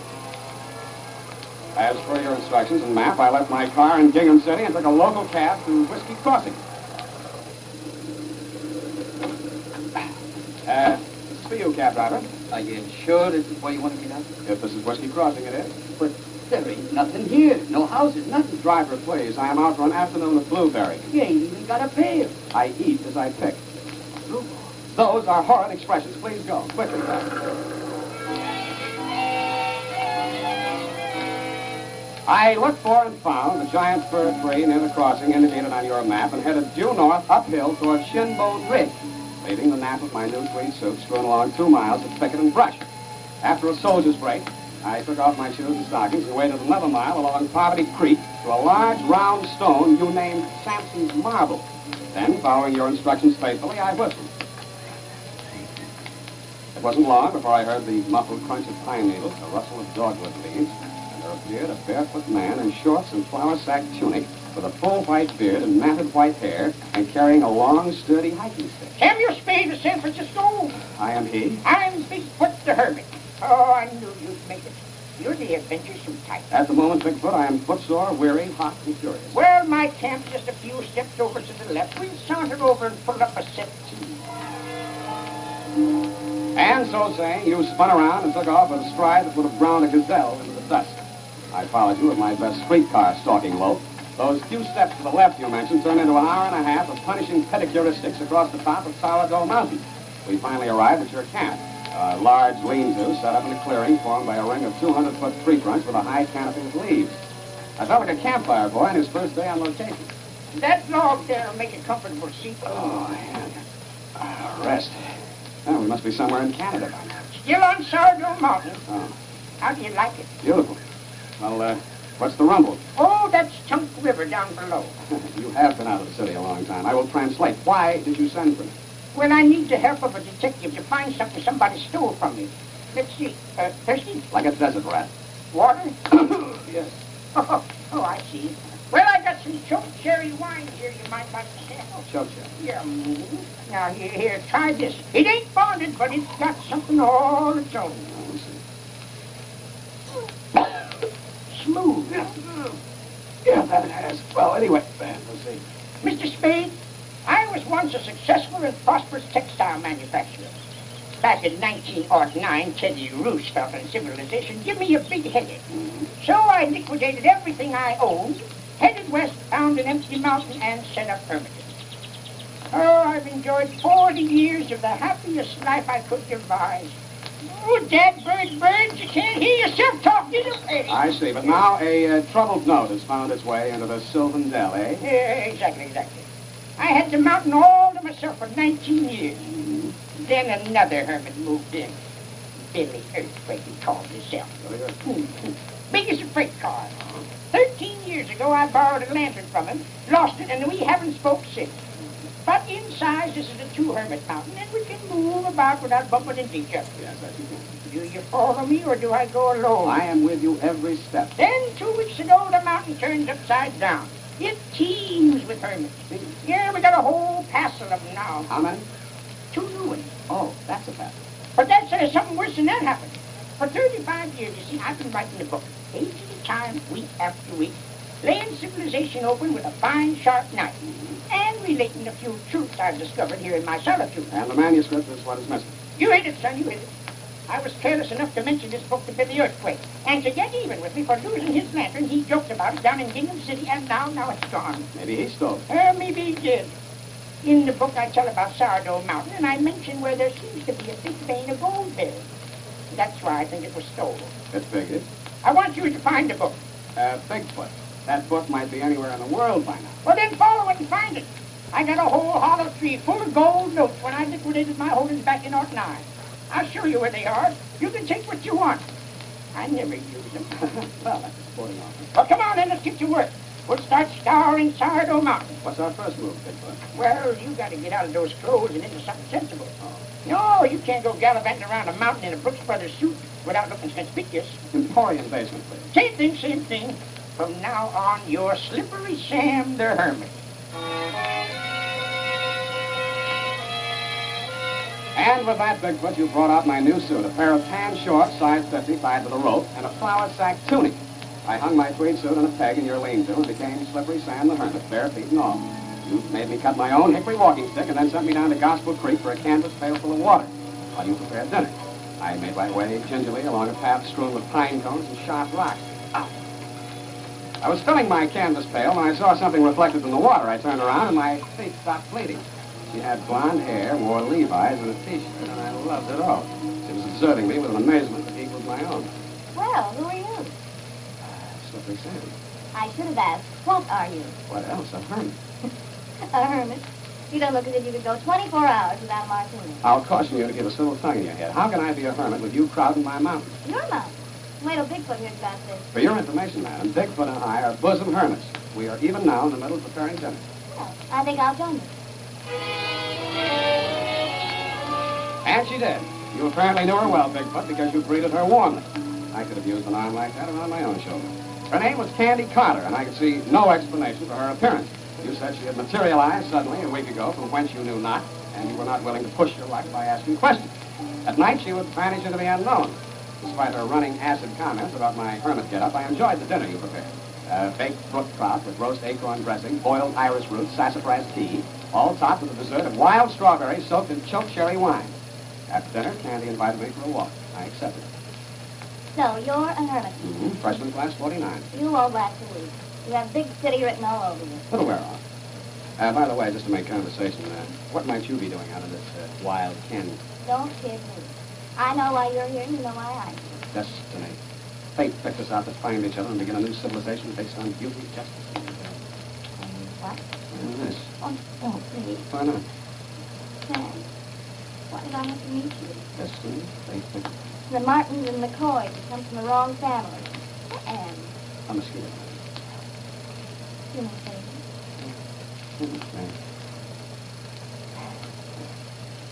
You stay here for a minute. Who's going? I'll be right back with a big surprise. Surprise? Don't tell me you got a cold bottle of beer on ice. Candy disappeared into the woods, and I waited, and waited, and waited. It was beginning to grow dark. And I heard something that sounded like a full-moose conga line. The bushes burst apart, and out stepped the biggest, roughest, greatest private hermit of them all. Barreled chest, huge arms, tangled hair, a whipping black beard, and he carried a small oak tree as a staff. I'm looking for a squirrel who calls himself Slippery Sam the Hermit. Take your first left past the crooked oak. I might be slow, but I'm not stupid. You're Slippery Sam. And you? Billy Earthquake, king of the hermit, king of the mountain, king of the hemisphere. I've come to break your skull, tear the flesh off your bones, and drive your skeleton into the ground with my bare fist. Think! Why, I can wade through solid rock up to my shoulder blades. I can chew more tobacco and spit less than any man alive. Okay. I hit like Arkansas light, and every time I swing my fist at the mountain, I let in a nature of sunshine. Soldier. Come on and fight, and the loser leaves the mountain for good. Before I had a chance to dicker, he was on me, swinging those cement blocks he called fists. I tried a little strategy, but jiu-jitsu was a waste of time on an elephant. The only reason I lasted as long as I did was that I was fast enough to duck every other punch. He finally nailed me at the edge of a poison oak patch, and I sank down gratefully into its oily leaves. And if I see you again, I'll hammer you to a pine cone and use you for kindling. When I awoke, it was dark as the inside of a chocolate cake. I got up and tried to find my way back to Bigfoot's camp.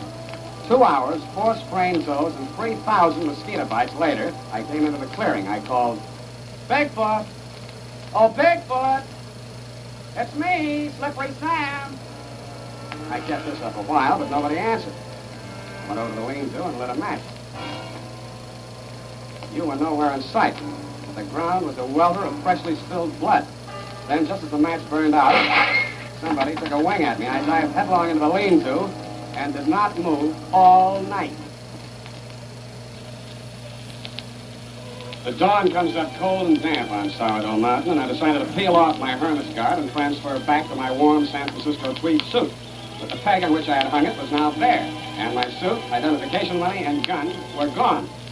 No one had shot at me again during the night, and hearing no sound of the morning birds, I ventured out to the lean-to and looked around. You were nowhere in sight, but a trail of blood led away into the woods. I picked up my hiking stick and followed the trail. Went along the creek and on into what you later told me was the Scrabble country. It ended in a clearing that displayed a newly made lean-to. There was no one in sight, so I decided to take a closer peek. Except for one rusty old lantern, things were not a la the approved hermitage. There were 2 sleeping bags, 2 pinstripe suits with padded shoulders and gun holsters, a copy of the racing forms, 2 fifths of bourbon, which I sampled, and a case of K-rations. In the middle of my rummaging, I was rudely interrupted by 2 more unbelievable hermits even than I am. One was small, dark, and skinny, and his shorts hung on him like a towel on a nail. The other was paunchy and sported a Santa Claus beard and a thatch of white hair. Both wore two-tone wing-tip shoes, and the skinny one displayed a gun. All right. What goes? Who are you? What are you doing in our lean-to? You are the new hermits? Yeah? I'm Slippery Sam, treasurer for the Hermits Union. I came to collect your due. You ain't collecting nothing but a paste in a jaw if you don't blow. I'll report you, and they'll take your hiking sticks away. I asked who you were. You ought to know. You took a shot at me last night. If I took a shot at you, Buster, you wouldn't be walking today. Okay, you asked for it. I'm here to take over the gold in these here hills. Your what? You heard me. You stole Bigfoot's manuscript, and you're trying to locate the gold. Well, I know where it is, and it's mine. Look, we don't know what you're talking about. We're here on a vacation for our health. You've kidnapped Bigfoot. Where is he? Listen to him, Eddie. We got a fruitcake. How would you like to make a deal, fellows? What kind of a deal? Yeah, what kind of a deal?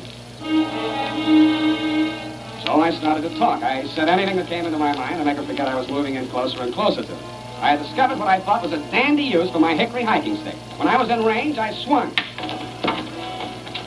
The gun jerked out of the skinny one's hand, and I dove for it, but the paunchy one got in the way. By the time I had fixed his block, Skinny was within crawling distance of the 38, so the only thing left to do was to run into the woods.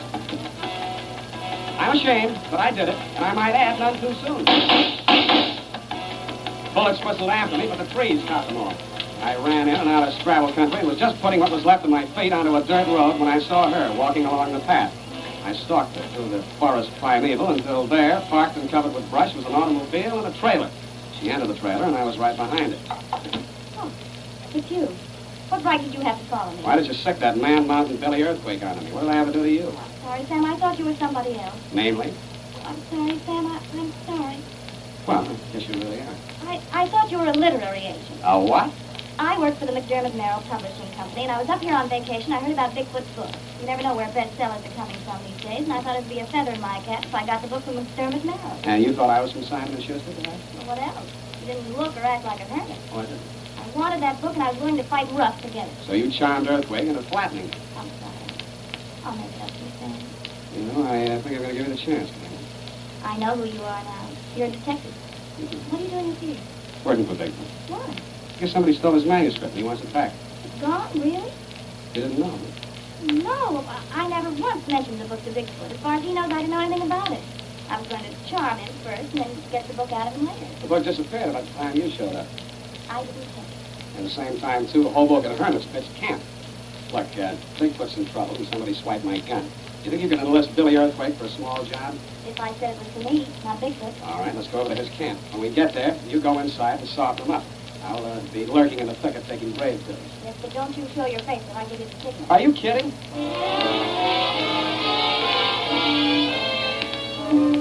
Billy Earthquake was standing in front of his king-size Hogan doing deep breathing exercises, and every time he exhaled, a robin flew out. Candy went to work on it. While he listened to her, he was breaking small trees into firewood size with his bare hands. After a while, he looked over in my direction and smiled. It was an awful sight. You! Come out! Yes, sir, Mr. Earthquake. That's close enough. Give me room according to my strength. All right. Blood's my natural drink, and the wails of the dying is music to my ears. Sorry, the mosquito speaks for the blood. I can crack a boulder open with my thumb and one finger. Drive a spike into a hardwood log by just looking at it. Yes, sir, that I know is true. Billy, Sam will tell you how you can help us. Yeah, well, Earthquake, old buddy, the thing is... It's got nothing to do with Bigfoot, has it? Who? What Bigfoot? Who I wouldn't help that lantern steal an old buzzard out of a rattlesnake's nest. Well, of course. Why, back in 36... Oh, Billy, Billy, no. All I want to know is where that vein of gold might likely be on this here mountain. Follow me.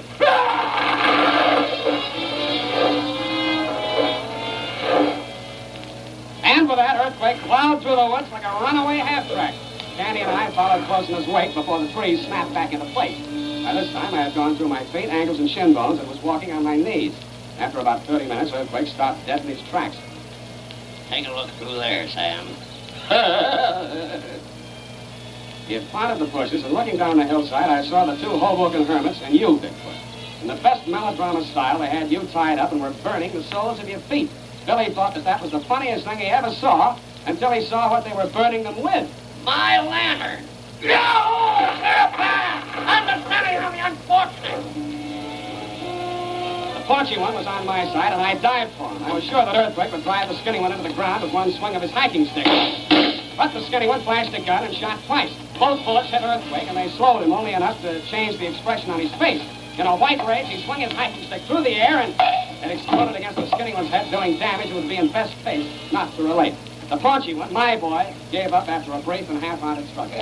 Enough. I've had enough. I should think you would. Untie me, somebody. Untie me. I'll get him, Bigfoot. Well, it's about time you came. Yeah. They was just getting set to work me over. Burn your feet bad? Didn't even feel it. They need a blowtorch. My feet are tougher than an armadillo's hide. Okay, Bigfoot, you're untied. Sam. In all the excitement, I had forgotten that Billy Earthquake was shot. He had stood, hand to his chest, white-faced and swayed. Then he slowly toppled over like a giant tree. We all ran over to him. Billy. Yeah, let me look. Oh, Sam. Never mind, everybody. Old Billy Earthquake knows when his time has come. Why, you ain't even scratched. Yes, I am, Bigfoot. I'm scratched way down inside. Funny, ain't it? I could hold 2 charging bulls apart with one hand, or derail a freight train by just blowing on it, and a couple of little tiny pieces of metal. Bigfoot, are you listening? To every word. Why'd you steal my lantern? Now, Billy, you're going over to the other side. I know I am, but why did you steal my lantern? I didn't steal your lantern, Billy. You were letting those fellas burn your feet with my lantern, which you stole. I didn't steal your lantern. You did too. Did not. I say you did, and I'm dying. Well, go ahead. Just for that, I won't.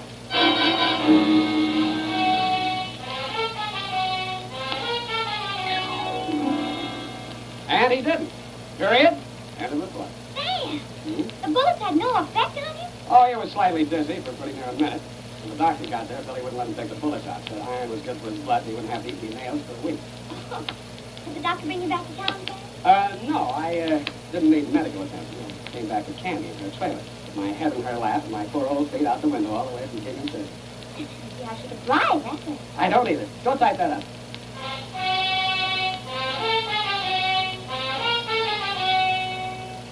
Here it is, all typed up, Sam. Uh-huh. And beautifully done, Effie. Oh, Sam. Well, thank you. That's all right.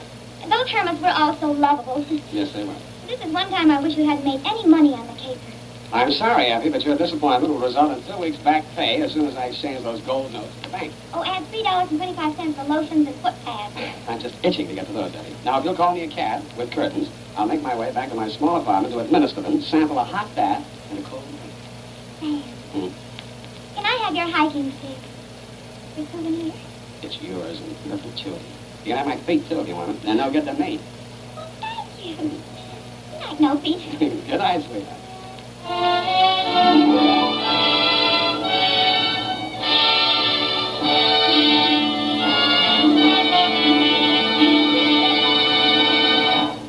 The Adventures of Sam Spade, Dashiell Hammett's famous private detective, are produced and directed by William Spear.